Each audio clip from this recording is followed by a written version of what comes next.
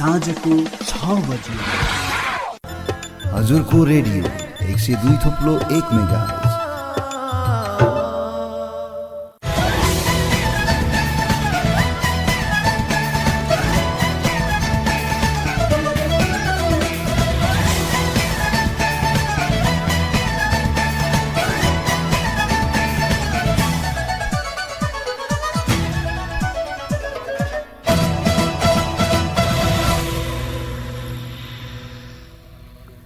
नमस्कार। साँझ 6 बजेको हजुरको समाचारमा स्वागत छ। समाचारको साथमा उपस्थित छु म श्रीराज महत। तपाईले यो समाचार हजुरको रेडियो 102.1 मेगाहर्ज इन्टरनेट अनलाइनमा हजुरको रेडियो.org.np का साथै मोबाइलको एप्लिकेसन मार्फत संसारभर एकैसाथ सुनिरहनु भएको छ। समाचारको सुरुवात गरौं मुख्य समाचारबाट।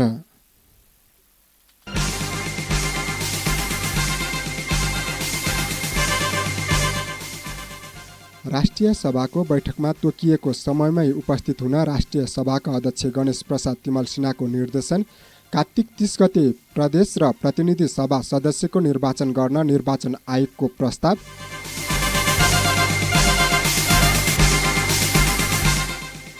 रामेछापका स्थानीय तहद्वारा आज आगामी आर्थिक वर्ष 2079-80 को नीति तथा कार्यक्रम प्रस्तुत।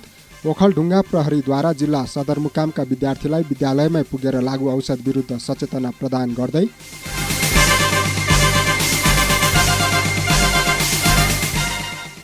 सन् 2023 देखि फ्रान्स लगायत अन्य युरोपेली सङ्घका देशहरू भ्रमण गर्दा गैर नागरिकहरूका लागि शुल्क लाग्ने र नेपाल एसएससी महिला टी20 च्याम्पियनसिपको सेमिफाइनलबाटै बाहिरियो।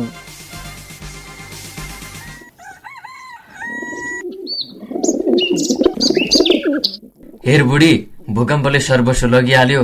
यी छोराछोरीलाई अब काममा पठाउनु पर्यो। पठाउने त भनेको नि, तर कहाँ पठाउने? गाउँभरि घरहरू बनाउने काम धमाधम भइरहेछ। ढुङ्गा माटो बोक्न जान्छन् नि। हुन्छ नि, हुन्छ। हेर न बहिनी, हाम्रो बाबामा कस्तो कुरा नबुझ्ने है। हो नि दाई, हाम्रो बा आमाको कारणले आज हामी बाल श्रमिक बन्नु पर्यो। ला, हाम्रो भविष्य अब के होला?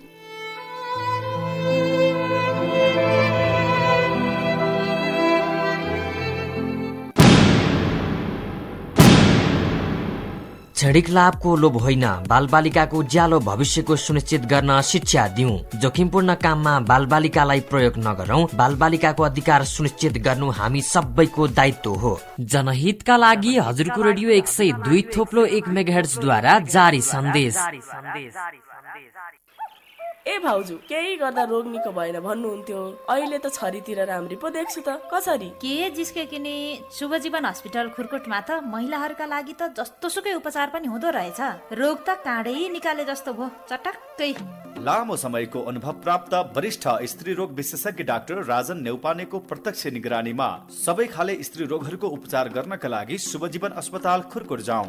महिलाहरूको तल्लो पेट दुख्ने, गुप्ताङ्ग चिलाउने, सेतो पानी बग्ने, गर्भ जाँच, भिडियो एक्सरे, वैधानिक एवं सुरक्षित गर्भपतन र प्रसुति तथा अपरेसन सेवाका लागि शुभ जीवन हस्पिटल। महिला तथा स्त्री रोग परामर्शका साथै हरेक महिनाको पहिलो शनिबार काठमाडौँका वरिष्ठ डाक्टरद्वारा मनोचिकित्सा तथा नशा सम्बन्धी रोगको सफल उपचार पनि भइरहेको छ। अन्त नि हरेक दिन जनरल ओपीडी सेवा पनि विगतका दिन जस्तै दिनौ सञ्चालन भइरहेको छ है। अब स्त्री रोग सम्बन्धी कुनै पनि उपचारका लागि काठमाडौँ जानै पर्दैन। थप जानकारीका लागि शुभ जीवन हस्पिटल खुरकोट सिन्धुली। सम्पर्क नम्बर 047 590 466 98 692 65 998। हजुरको रेडियो 102.1 मेगाहर्ज।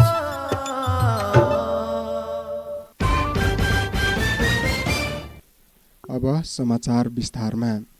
सरकारमा रहेका मन्त्रीलाई फिर्ता गरी नयाँ मन्त्री नियुक्त गर्ने विषयलाई लिएर नेकपा एकीकृत समाजवादीमा विवाद भएको छ। हाल सरकारमा रहेका मन्त्रीहरूले सरकारबाट नबाहिरिने दाबी गरेपछि पार्टीभित्र विवाद हुन थालेको छ। नयाँ सिफारिस भएका मन्त्रीहरू सरकारमा जाने दिन कुरेर बस्ने तथा सरकारमा भएका मन्त्रीहरू फिर्ता हुन नमान्ने भएका कारण पार्टीभित्र विवाद बढ्दै गएको हो। सरकारमा रहेका 4 जना मन्त्री सहितका 10 जना सांसदहरूले विद्रोहको सङ्केत गरिएका छन्। अध्यक्ष माधव कुमार नेपाललाई उनीहरूले संयुक्त हस्ताक्षर गर्दै 8 बुँदे ध्यानाकर्षण पत्र बुझाएका छन्, जसमा संसदीय दलको बैठकको पनि माग गरिएको छ।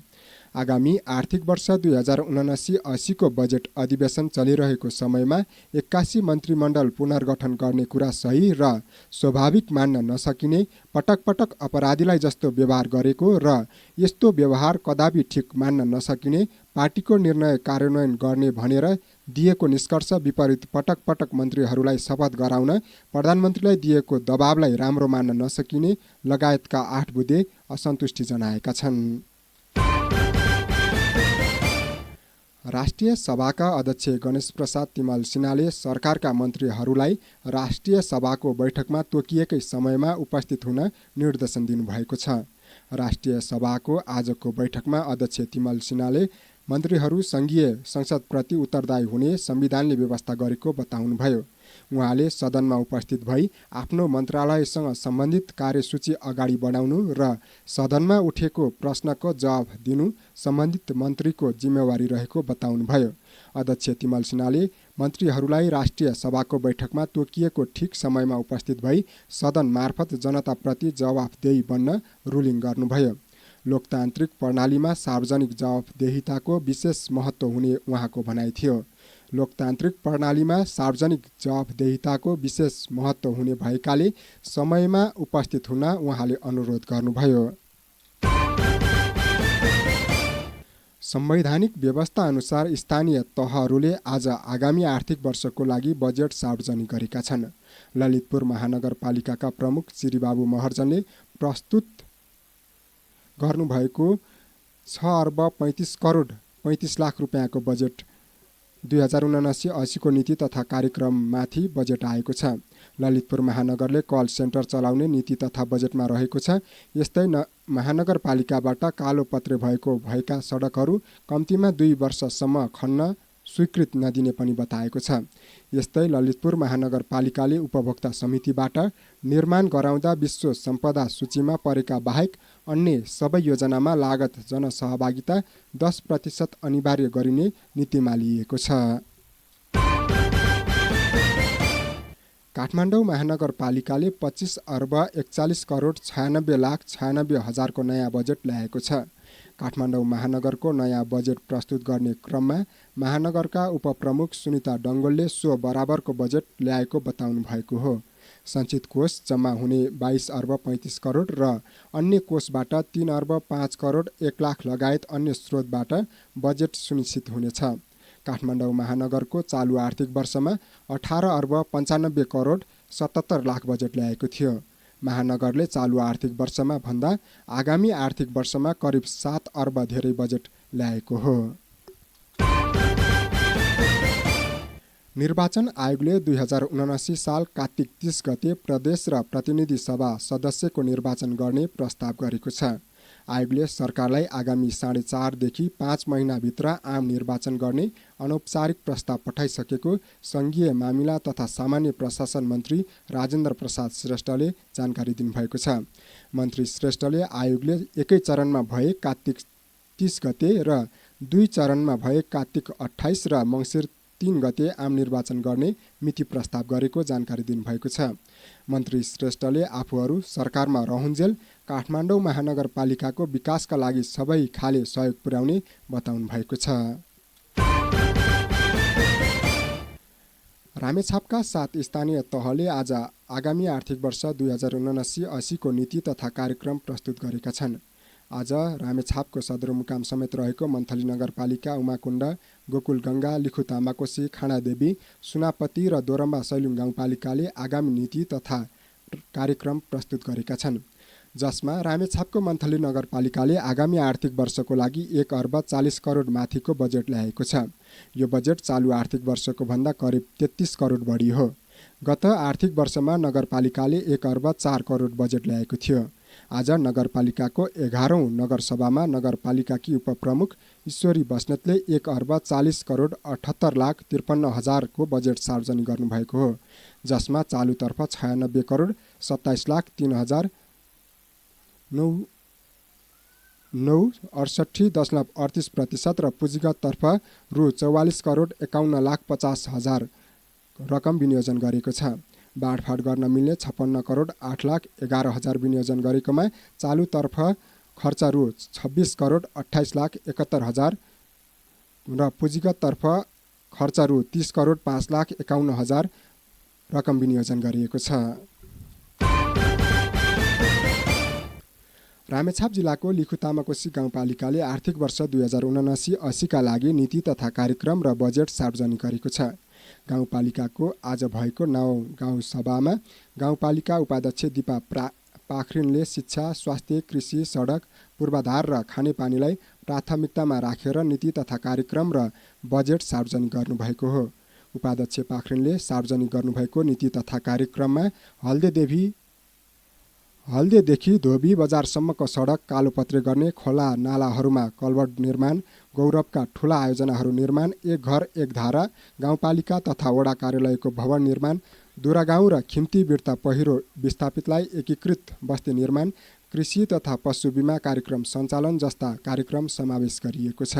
विदेशबाट फर्केका युवाहरूलाई उत्पादनमूलक व्यवसाय गर्न प्रोत्साहन गर्ने, 1500 अस्पताल निर्माण कार्यलाई तीव्रता दिने, हरेक ओडा र पालिकाको मुख्य बजारमा CCTV जडान गर्ने जस्ता कार्यक्रम समावेश छन्। उपाध्यक्ष पाखरिनले 83,34,40,000 बजेट सार्वजनिक गर्नुभएको छ। गोकुलगङ्गा गाउँपालिकाले 71,64,79,000 को बजेट सार्वजनिक गरेको छ। गाउँपालिका उपाध्यक्ष उषा कार्कीले दोस्रो गाउँ सभा तथा 11औं अधिवेशन मार्फत बजेट सार्वजनिक गर्नुभएको हो। गाउँपालिकाले आर्थिक वर्ष 2079-80 को बजेटमा शिक्षा, स्वास्थ्य, कृषि र पूर्वाधार हाम्रो गाउँपालिकाको मुख्य आधार र हाम्रो दायित्व अठोट र प्रतिबद्धता गाउँपालिकाका विकासमा सबैको ऐक्यबद्धता भन्ने मूल नारा अघि सारेको छ। उपप्रमुख कार्कीले आर्थिक विकासतर्फ 1,18,00,000, सामाजिक विकासतर्फ 4,75,00,000, पूर्वाधार कार्यक्रमतर्फ 7,97,00,000, वन वातावरण तथा विपद व्यवस्थापनतर्फ 1,35,00,000, सुशासन तथा संस्थागत विकासतर्फ 1 करोड र वडा कार्यालय 7,25,00,000 बजेट विनियोजन गरेको जानकारी दिनुभएको छ। तपाईँ यति बेला साँझ 6 बजेको हजुरको समाचार सुन्दै हुनुहुन्छ। समाचारको क्रममा एकैछिन विश्रामपछि हामी बाँकी समाचारको साथमा आउने नै छौँ। तपाईँ भने रेडियो सुन्दै गर्नुहोला। दिदी, ए चञ्चली दिदी, कता हो? ओहो, लौ हेर, काम त मार छ त। अब 1-2 काम गर्ने मान्छे राख्नु पर्यो दिदी। हेर त कति जिस्काउन सकेको यसले। लु भन, किन आइस? यहाँ भरपर्दो केही काम गर्न सकिएन, अब विदेश जाउँ भनेको। तपाईँ त विदेश गएर फर्के कि त्यसैले के बुझौँ भनेर आएको नि दिदी। म त भन्छु सकेसम्म विदेश नजा। अब विदेश जाने नै हो भने गार्मेन्टको काममा जा। सुरक्षित हुन्छ, काम पनि सजिलो र कमाइ पनि राम्रो। त्यसको लागि तालिम पनि लिन पाइन्छ र विदेश जानलाई पैसा पनि लाग्दैन।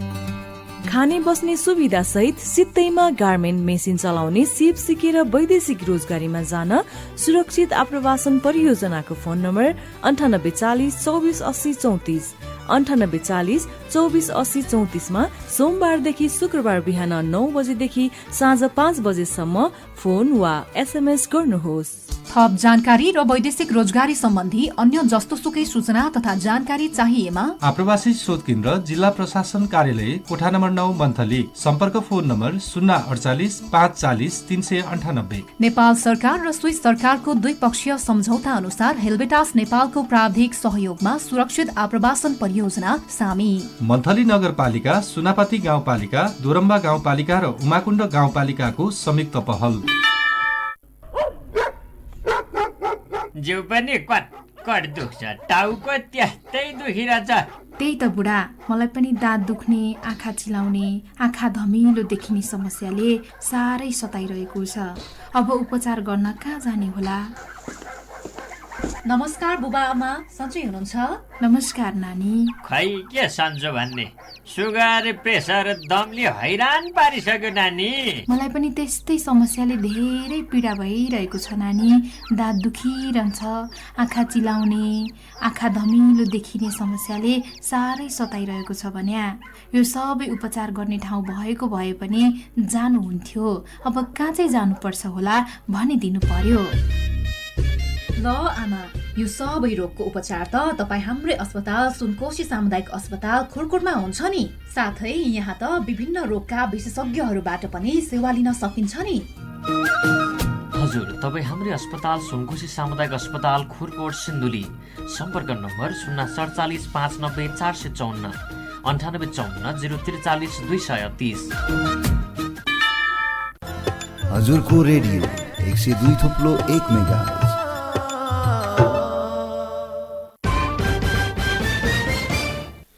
विश्रामपछि हजुरको समाचारमा पुनः स्वागत छ। अब बाँकी समाचार। दोलखाको गौरीशङ्कर गाउँपालिकाको दोस्रो गाउँसभाले आगामी आर्थिक वर्ष 2079-80 लागि आय व्यय बजेट सार्वजनिक गरेको छ। आगामी आर्थिक वर्षको नीति तथा कार्यक्रम एवं बजेट वक्तव्य गाउँपालिकाका उपाध्यक्ष श्याम सुन्दर तामाङले प्रस्तुत गर्नुभएको थियो। गाउँपालिकाले आगामी वर्षको आयतर्फ सङ्घीय सरकारबाट वित्तीय समानीकरण अनुदानमा 12 करोड 2 लाख रुपियाँ, राजस्व बाँडफाँड 10 करोड 23 लाख 63 हजार, बागमती प्रदेश सरकारबाट वित्तीय समानीकरण अनुदानमा 1 करोड 13 लाख 50 हजार, सवारी साधन कर राजस्व बाँडफाँडमा 2 करोड 44 लाख 68 हजार रुपियाँ, आन्तरिक आम्दानी 30 लाख रुपियाँ र अघिल्लो सरकारले ल्याएको 1 करोड सशर्त अनुदान सङ्घीय सरकारबाट 22 करोड 96 लाख, विशेष अनुदान 2 करोड, सम्पूरक अनुदान 70 लाख रुपियाँ र प्रदेश सरकारबाट सम्पूरक अनुदान 2 करोड, सशर्त अनुदान 2 करोड 18 लाख 56 हजार गरी कुल 56 करोड 98 लाख 35 हजार प्राप्त हुने अनुमान गरेको छ। सिन्धुलीको कमलामाई नगरपालिकाले कृषि उत्पादन र त्यसको बजारीकरणलाई प्राथमिकतामा दिँदै आगामी आर्थिक वर्ष 2079-80 को नीति तथा कार्यक्रम र बजेट सार्वजनिक गरेको छ। कमलामाई नगरपालिकाले कृषि एम्बुलेन्स सञ्चालन सुरु गरी कृषि क्षेत्रको व्यवस्थापन, उत्पादन र त्यसको बजारीकरणलाई पहिलो प्राथमिकतामा राख्दै आगामी आर्थिक वर्ष 2079-80 को नीति तथा कार्यक्रम र बजेट सार्वजनिक गरेको हो। कृषिलाई व्यवसायीकरण, बजारीकरण र विस्तारीकरणका लागि आवश्यक पर्ने सिँचाइ, शीतगृह, सङ्कलन केन्द्र, सामुदायिक खेती तथा कृषि यान्त्रिकीकरण विकास गर्ने नीति लिएको मेयर उपेन्द्र कुमार पोखरेलले जानकारी दिनुभएको छ। सिन्धुलीका 9 मध्ये 7 स्थानीय तहहरूले नीति, कार्यक्रम तथा आगामी आर्थिक वर्षको बजेट सार्वजनिक गरेका छन्। हरिहरपुरगढी गाउँपालिकाले तयारी नपुगेको भन्दै नीति तथा कार्यक्रम ल्याउन सकेन। यस्तै गोलन्जोरमा विवादका कारण आज आगामी आर्थिक वर्ष 2079-80 को बजेट आउन सकेन। यी दुई पालिकाले असार 15 गतेभित्र बजेट ल्याउने तयारी गरेका छन्। कमलामाई नगरपालिकाले भने नगरसभामा नीति तथा कार्यक्रमसँगै आज 1 अर्ब 34 करोड 76 लाख रुपियाँ बजेट प्रस्तुत गरेको हो। दुधौली नगरपालिकाले पनि नीति तथा कार्यक्रमसँगै 1 अर्ब 12 करोड 32 लाख 90 हजार 423 रुपियाँको बजेट प्रस्तुत गरेको छ। मरिन गाउँपालिकाले 3 दिन अघि नै 63 करोड 23 लाख 33 हजार 800 बजेट सार्वजनिक गरेको छ। नीति कार्यक्रमसँगै सुनकोशी गाउँपालिकाले 60 करोड, फिक्कल गाउँपालिकाले 52 करोड 74 लाख 75 हजार, तीनपाटन गाउँपालिकाले 77 करोड, घ्याङलेक गाउँपालिकाले 48 करोड बजेट सार्वजनिक गरेका छन्। ओखलढुङ्गा प्रहरीले जिल्ला सदरमुकामका विद्यार्थीलाई विद्यालयमै पुगेर लागु औषध विरुद्ध सचेतना प्रदान गरेको छ।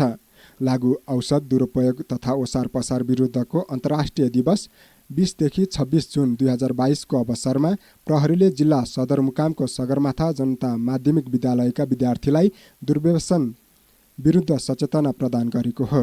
विद्यालय उमेरका बाल बालिका बढी लागु औषधको दुर्व्यसनमा फस्ने भएकाले जोखिम हुन्छ। उनीहरूलाई बेलैमा सचेत गराएर दुर्व्यसनबाट बचाउने, उनीहरू मार्फत साथीभाइ, आफन्त र समुदायमा लागु औषधका असर लगायत दुर्व्यसनबाट बच्ने उपायबारे शिक्षा पुग्न सकोस् भन्ने उद्देश्यले प्रशिक्षण प्रदान गरिएको जिल्ला प्रहरी प्रमुख प्रहरी नायब उपरीक्षक सुखदेव खनालले जानकारी दिनुभएको छ।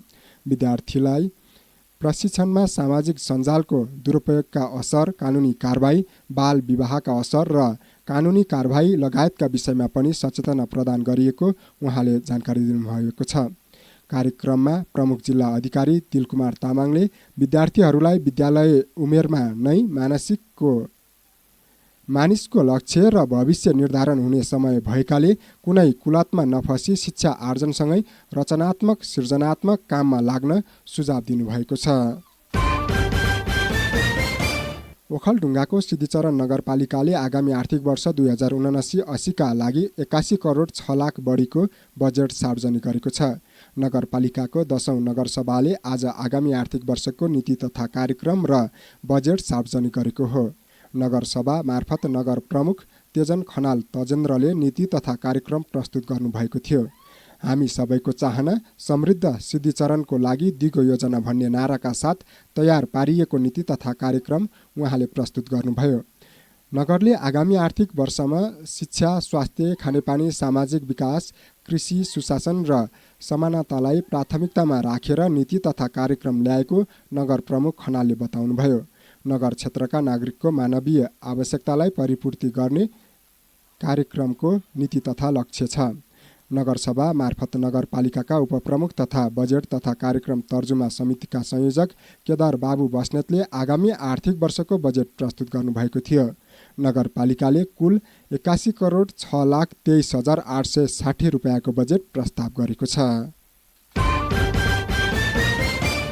ओखलढुङ्गाको सिद्धिचरण नगरपालिका 11 का ज्येष्ठ नागरिकलाई तनाव व्यवस्थापनको तालिम दिइएको छ। नगरपालिकाको महिला तथा बालबालिका शाखा अन्तर्गत स्थापना भएको वडा नम्बर 11 को ज्येष्ठ नागरिक दिवा सेवा तथा मिलन केन्द्रमा 65 जना वृद्धलाई वृद्ध अवस्थामा हुने चिन्ता, तनाव र मानसिक समस्यालाई कसरी व्यवस्थापन गर्ने भन्ने विषयमा प्रशिक्षण दिएको हो। जिल्ला आयुर्वेद शाखाको सहकार्य र सीएमसी नेपालको प्रविधिक सहयोगमा ज्येष्ठ नागरिकहरूमा आउने तनाव र यसको व्यवस्थापनबारे प्रशिक्षणसँगै स्वास्थ्य जाँच पनि गरिएको नगरपालिकाको महिला बालबालिका तथा ज्येष्ठ नागरिक शाखा प्रमुख सरिता तामाङले जानकारी दिनुभएको छ। सनसिल्क स्याम्पूभित्र लुकाएर ल्याएको 100 ग्राम सुनसहित त्रिभुवन विमानस्थलबाट आज बिहान एकजना पक्राउ परेका छन्। सलाम एयरवेजको उडान नम्बर 427 मार्फत ओमानबाट आएका सिराहाका निरञ्जन कुमार सिंह 100 ग्राम सुनसहित पक्राउ परेका हुन्। त्रिभुवन अन्तर्राष्ट्रिय विमानस्थलका प्रमुख भन्सार प्रशासक महेश भट्टराईका अनुसार पक्राउ परेका सिंहले सनसिल्क स्याम्पूको झोलमा मिसाएर उक्त 100 ग्राम सुन लुकाएर ल्याएको थिए। अहिले सिंहलाई भन्सार कार्यालयले नियन्त्रणमा लिएर अनुसन्धान थालेको छ। नारायणी जलधार क्षेत्रका बुढी गण्डकी, मसाङ्ग्री, सेती र काली गण्डकीमा आज र भोलि जलसतह बढ्ने सम्भावना रहेकाले तटीय क्षेत्रमा सतर्कता अपनाउन जल तथा मौसम विज्ञान विभागको बाढी पूर्वानुमान महाशाखाले आग्रह गरेको छ। नारायणी र यसका साना सहायक नदीहरूमा जल सतह बढेर सतर्कता तह आसपास पुग्न सक्ने पूर्वानुमान महाशाखाको छ। नदी तटीय क्षेत्रका क्रियाकलाप नगर्न वा गर्नुपर्ने भएमा उच्च सतर्कता अपनाउन महाशाखाले सूचना जारी गर्दै आग्रह गरेको हो। जलसतह बढ्दा कास्की र लमजुङमा आज उच्च जोखिमको अवस्थासम्म पुग्ने महाशाखाले जनाएको छ। कोशी, नारायणी, कर्णाली, महाकाली, कन्काई, कमला, बागमती, पूर्वी राप्ती, पश्चिम राप्ती र बबईमा जलसतह उल्लेख्य बढ्नेछ। समाचारको क्रममा अन्तर्राष्ट्रिय समाचार। युरोपेली सङ्घका देशहरूमा शुल्क रहितको यात्रा अब अन्त्य हुने भएको छ। सन् 2023बाट फ्रान्स लगायत अन्य युरोपेली सङ्घका देशहरू भ्रमण गर्दा गैर नागरिकहरूको लागि शुल्क लाग्ने भएको छ, जुन युरोपेली यात्रा सूचना र प्राधिकरण प्रणालीमा उल्लेख गरिएको छ। युरोपका देशहरूमा आन्तरिक यात्रीहरूलाई भ्रमणको लागि छुट छ भने पर्यटकीय स्थल वरिपरि आवागमनको स्वतन्त्रता छ। पर्यटकहरूले धेरै देशहरूमा उनीहरूले चाहेको जति समय बिताउन अनुमति पनि छ, तर पहिले भिसा आवश्यक नपर्ने देशबाट ब्लकमा प्रवेश गर्ने सबैका लागि युरोपेली यात्रा सूचना र प्राधिकरण प्रणाली अनिवार्य हुनेछ। पहिले प्रवेश गर्न भिसा चाहिनेहरूका लागि भने कुनै परिवर्तन गरिएको छैन। समाचारको अन्त्यमा खेल समाचार। नेपाल एसिसी महिला टी20 च्याम्पियनसिपको सेमी फाइनलबाट बाहिरिएको छ। आज बिहान युएई विरुद्ध पहिलो सेमी फाइनल वर्षाको कारण रद्द हुँदा नेपाल बाहिरिएको हो। मलेसियाको किनरा ओभलमा युएईले नेपाललाई जितका लागि 82 रनको लक्ष्य दिएको थियो, तर भारी वर्षाको कारण नेपालले ब्याटिङ नगर्दै खेल रद्द भएपछि युएई फाइनलमा पुगेको हो। त्यसअघि टस हारेर पहिले ब्याटिङ गरेको युएईले 19 ओभर 5 बलमा अल आउट हुँदै 81 रन बनाएको थियो। समूह चरणमा समूह विजेता बनेको कारण युएई फाइनलमा पुगेको छ। सेमी फाइनलबाटै बाहिरिएसँगै एसिया कप क्रिकेटमा छनौट हुन नेपाल असफल भएको छ। फाइनल पुग्ने 2 टोली महिला टी20 एसियन कप क्रिकेटमा छनौट हुनेछन्। तपाईँ यिनै समाचारसँगै साँझ 6 बजेको हजुरको समाचारको अन्त्यमा छौँ। जाँदा जाँदै यस समाचारको शीर्षकहरू पुनः एकपटक।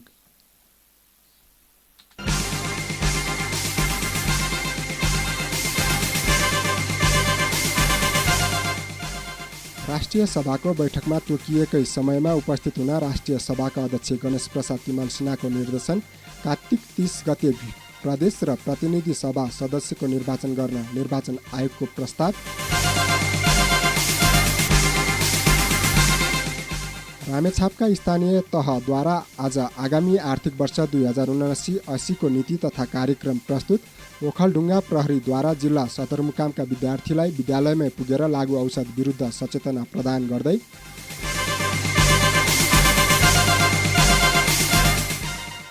सन् 2023 देखि फ्रान्स लगायत अन्य युरोपेली सङ्घका देशहरू भ्रमण गर्दा गैर नागरिकहरूका लागि शुल्क लाग्ने र नेपाल एससीसी महिला टी20 च्याम्पियनसिपको सेमी फाइनलबाट बाहिरियो।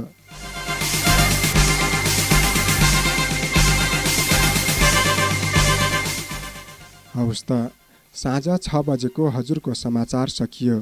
हाम्रो भेट राति 10 बजेको हजुरको मुख्य समाचारमा हुने नै छ। त्यतिन्जेलसम्मको लागि समाचार सहयोगी साथीहरूलाई विशेष धन्यवाद दिँदै म श्रीराज महत पनि यस समाचारबाट बिदा हुन्छु। नमस्कार, शुभ सन्ध्या।